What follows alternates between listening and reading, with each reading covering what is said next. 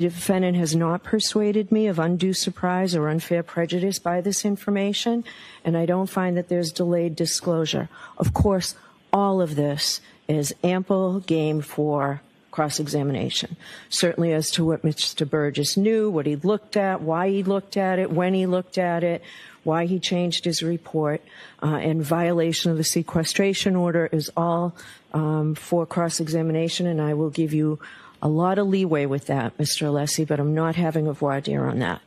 Mr. Alessi, I can tell you, obviously, you've got a great facility for cross-examining on the underlying information here. You've done fulsome cross-examinations. I have every confidence you can do it here again.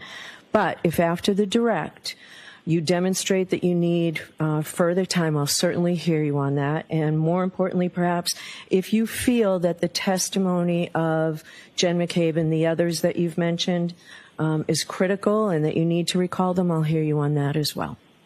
So regarding Dr. Welcher, as my understanding, the request yesterday was for, and it's been a request, I think, a few days.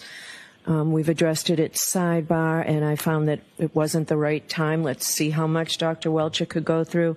I understand Dr. Welcher will testify in the Commonwealth's case in chief like next week or so, Mr. Brennan? Hopefully next week, if not, all right. The day after the holiday. And that will be for all of the material that was provided to the defendant initially, right, by the Commonwealth's discovery deadline? Correct. And what you're asking for is that after ARCA testifies the new information, you're asking for rebuttal, right? Yes, limited to the new information. All right, so I would allow under these circumstances a limited rebuttal, and we can define the scope after we hear the testimony of ARCA. So those are my rulings. Your objections were noted. I'll see everybody on Monday.